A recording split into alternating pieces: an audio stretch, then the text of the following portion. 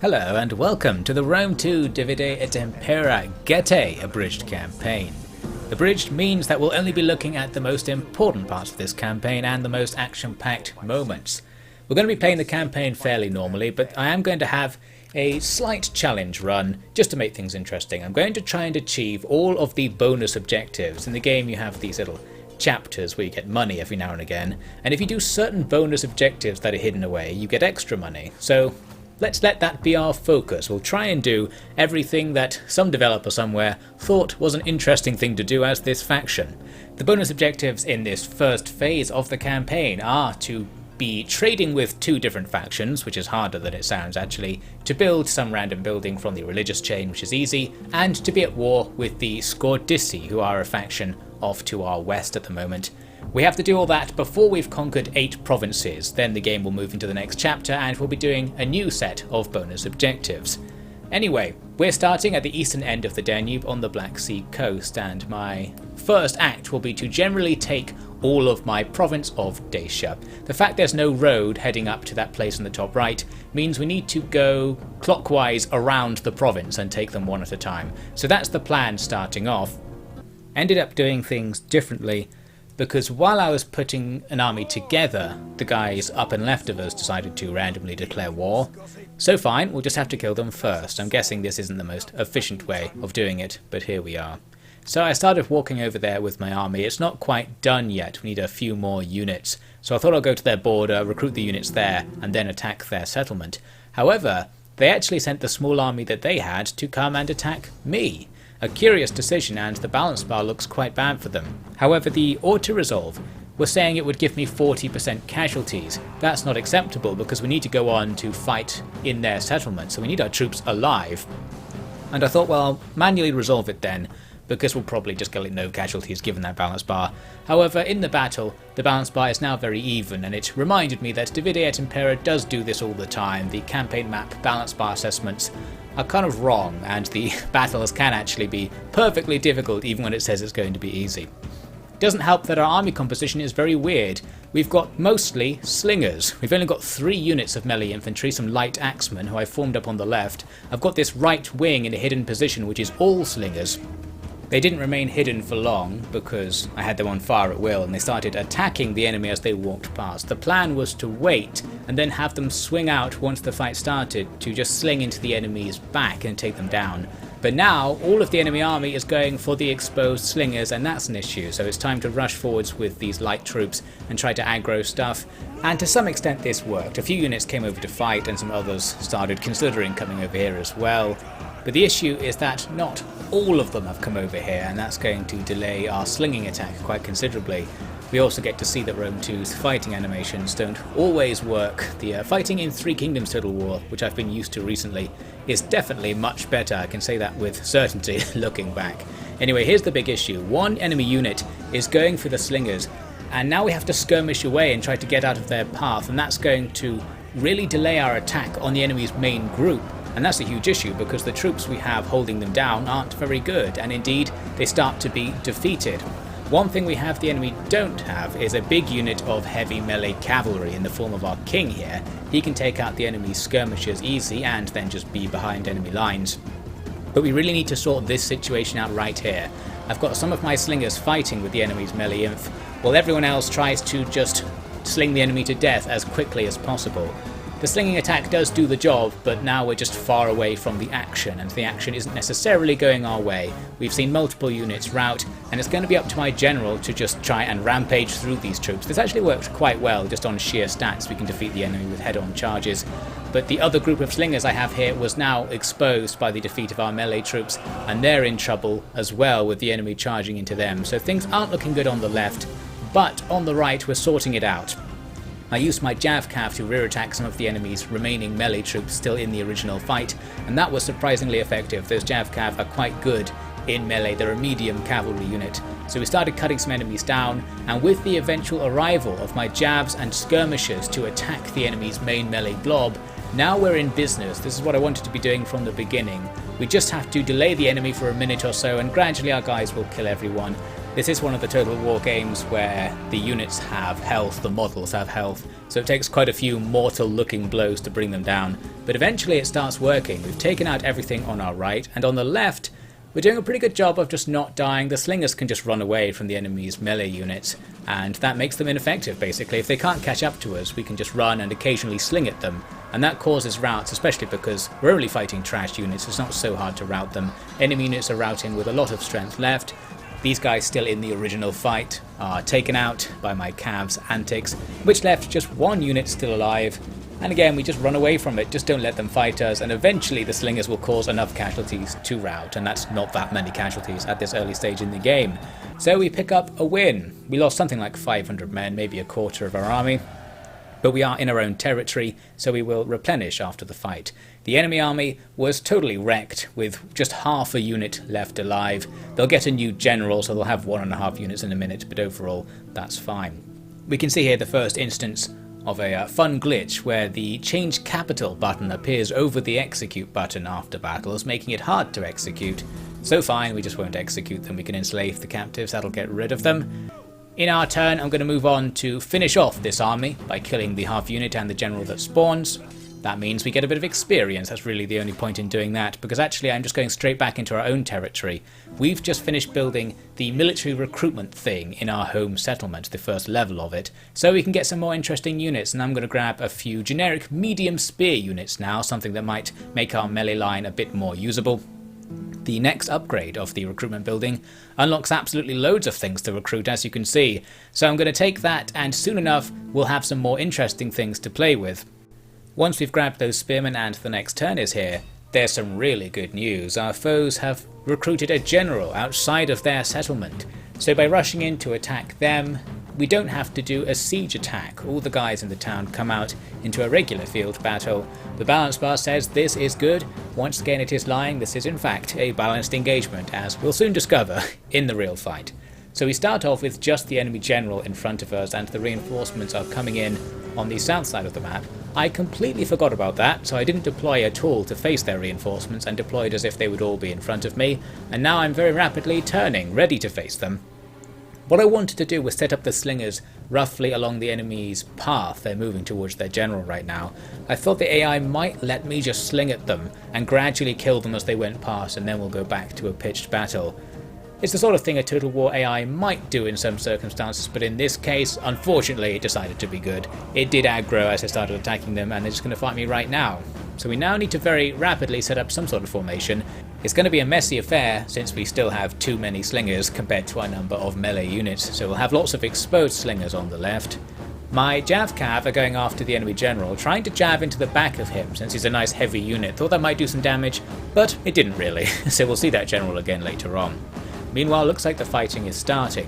The enemy have plenty of melee infantry, but the good news is some of them are trash, like these townsfolk, so they'll just charge in and probably die even against our not very good melee infantry units.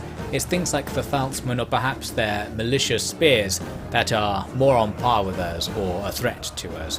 My heavy cav are trying to deal with the enemy's archers, and we took out some of them but didn't manage to get them all before the enemy's spears countered there.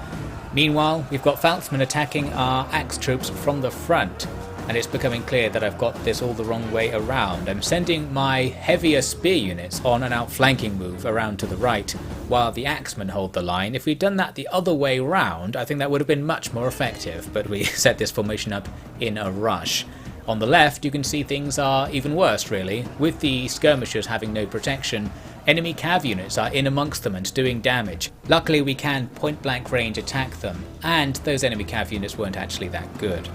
On the right, our spears finally make their move. We're going to try and fold the enemy's line all the way along it, but it's going to be gradual since these spears aren't really an attacking unit. Still, the enemy have poor defences. Those Falzmen are like an all-attack low defence unit. Don't really know the stats, but basically it's not that bad to attack them with a mostly defensive unit.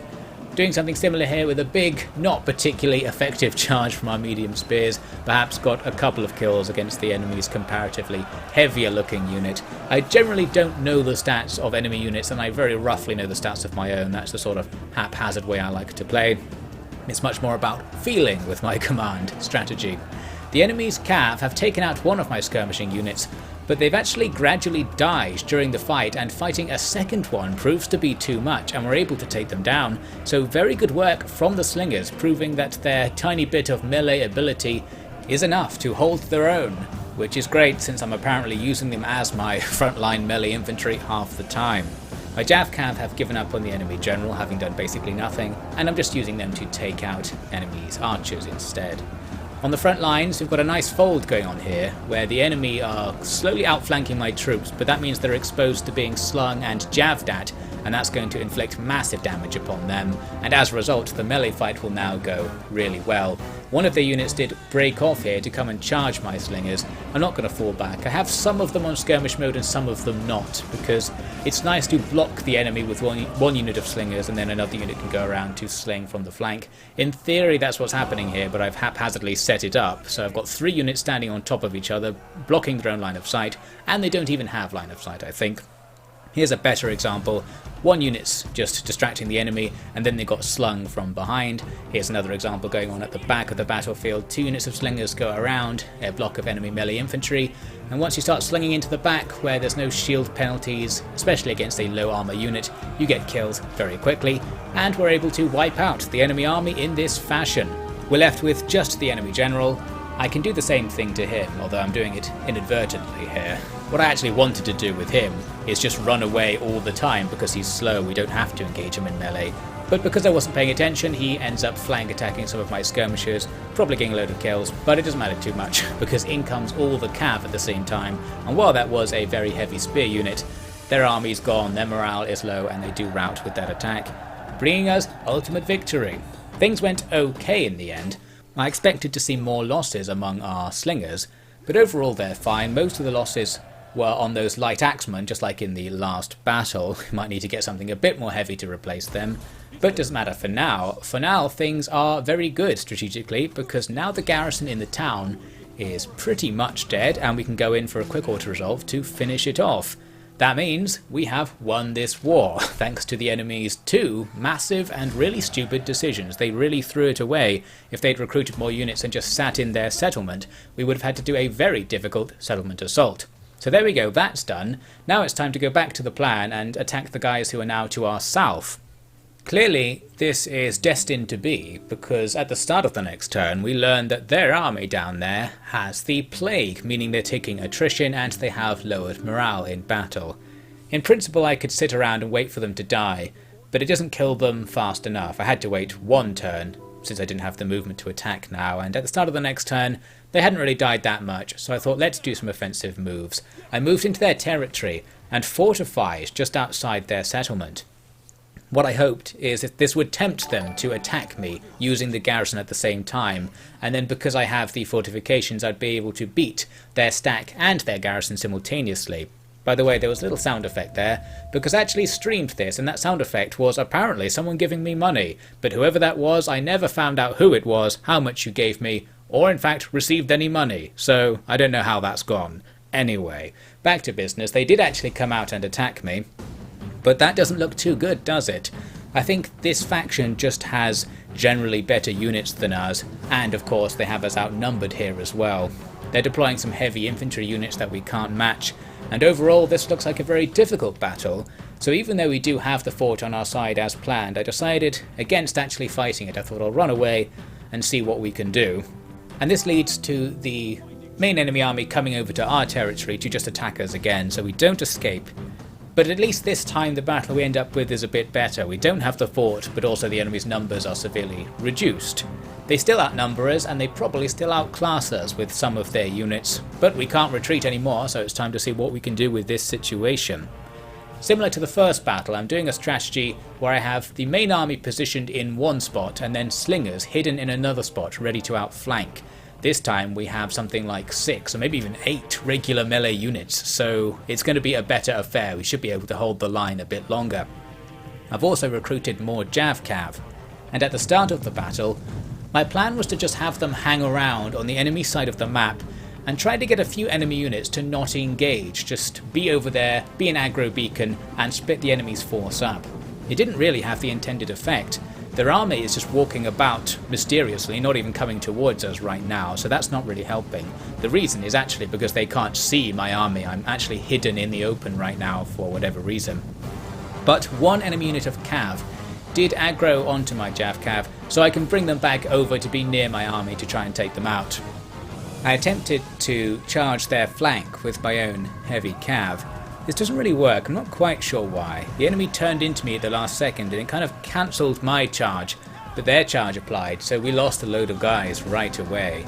Then the plan was to just have the Jav cav set up right behind the enemy and jab into the back of them, as long as our king doesn't rout right away. This will work, and handily enough he doesn't. The enemy's got a heavy cav unit here, so they'll take a few javs to go down, but eventually we get them. Well, they did run over to fight my Jav cav actually, but then they died. So we've taken out the enemy's nice, powerful heavy cav unit, and that's the only cav unit they have, or the only melee cav unit they have, I should say. Meanwhile, their army's not really doing anything still. They haven't spotted our main force. That means there was now a giant delay while I had to go and aggro their army over to me because I couldn't be bothered to move, and here we are some time later. We've got a few slingers in front of our main position, and they should do okay slinging into the enemy's falxmen. Presumably the falxmen have very bad defense against ranged attacks with no shield and no armor, so this should be the direct counter to a falx charge, at least until they get here. Of course though, the main thing we want to do is let them come in close and then deploy all of our hidden slingers on the right, so I'm starting to move them now, getting ready for that. The main fight's getting started, and this time it should be a bit more reliable compared to what we saw in the first battle, just because we have more troops and some of our troops are better, so we can form a nice line that actually blocks all of the enemy's attacks, so we're not fighting them with our slingers in melee or anything. And here you can see the effects are already starting, with these enemies locked fighting us to the front. We start sneaking over with our slingers, we've got a unit of javs there somewhere as well, and can even use the Jav cav, and we make our attacks. Most of the Jav cav, most of the time in this battle actually, were just running backwards and forwards at the back. They got shot by the enemy's ranged units and their Jav cav quite a lot, but they were doing the job of just being distracting. They caused a few units to come to the battle late, which is helpful. My king with his heavy cav is now staring off into the distance because I completely forgot about him on the left wing. We should have been using him, but at least on the right wing I'm doing something. The slingers come in and they start slinging. These big enemy blobs are nice and vulnerable to this attack. Doesn't really look like it. These attacks don't appear to be doing anything, but as mentioned earlier, it's reducing their health. It means they'll do worse in the melee, and if we keep slinging, they will eventually suddenly die.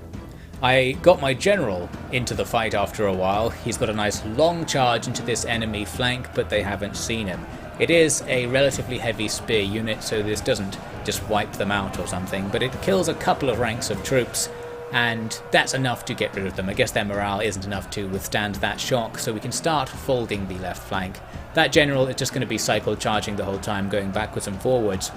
The main issue that we've got right now is that our centre isn't in the best of conditions. That's where we have our lighter troops, and even our medium troops actually aren't doing all that well. They're not that medium, to be fair. They have like one extra melee defence compared to our light troops. Plus, our attack from the right has been stalled by the enemy actually sending something to attack our slingers, so I have to do some micro over there to sort that out, and while that happens the enemy do break through in the centre and things start to get pretty messy. However, the slingers I had in front of the army earlier were standing about back there, so they can charge in to form our new centre. Obviously that's a limited time situation only. Those slingers will probably lose the melee, but we are now getting back into the swing of things and the sling of things on the right wing. We're starting to win that wing, with even some melee infantry freed up to do a surround and pound.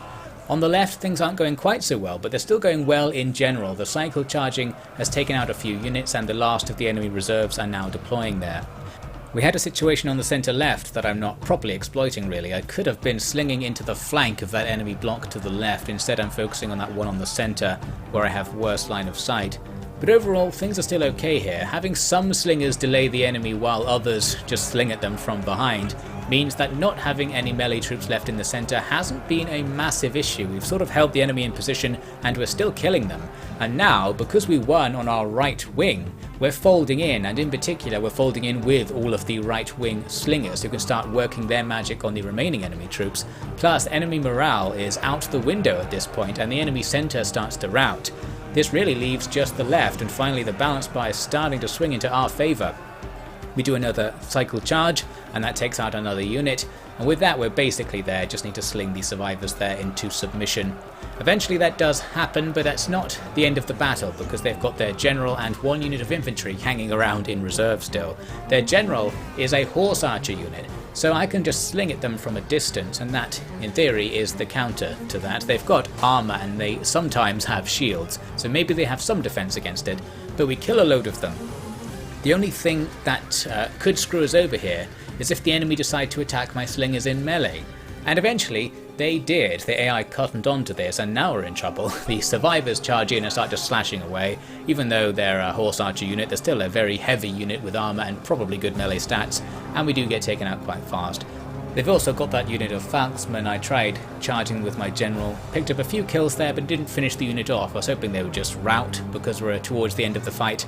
But no, I guess the enemy general has a good aura or something, because the lower troops are staying in the fight and the general himself just kind of fights to the death against us, going around and fighting all of our skirmishers. Eventually he dies though, just because we have sheer numbers, he can't get through us all, and the last group eventually routs as well, finally ending the battle in a close victory. We did take quite a lot of punishment in that fight. In fact, we took so much punishment it actually destroyed the UI back on the campaign map, which made things a bit harder. We didn't lose any full units, so that's nice, but again our light melee troops are virtually dead, and even the slightly heavier ones took punishment as well. Our slingers fighting in the melee saw quite a few casualties as well, as you might expect, but we can always get some more of those guys. Anyway, the main takeaway is actually what happened to the enemy side. They got severely damaged, their army is basically dead now. This gives us the opportunity to attack them, of course, although the loss of the UI was a tragic loss that could cripple our campaign. Luckily we have ways of making it come back eventually. And yes, what we'll have to do is see whether my very wrecked army can actually finish off the enemy. They'll still have their fairly big garrison, and our army, while having 20 units, is lacking for troops. Our replenishment was very low, so we're still kind of wrecked after that fight. Anyway, all that is stuff for the next part. This is the end of part 1 of the Getae campaign. We'll carry on and try to capitalise on our win there. We also want to go to the top right of Dacia to secure the province. After that, we in theory could go for the Scordisci to our west, because that is one of the bonus objectives driving the campaign. However, if I destroy the Scordisci by defeating them and then complete the chapter, that might mean the bonus objective doesn't complete, so I might actually need to leave them alive until I have 7 of the 8 regions you need to complete the chapter or something, and then attack them. We'll see what happens in the next part of the Getae campaign, so do join me for that. If you liked this video, like, comment, subscribe, etc. I'll see you next time.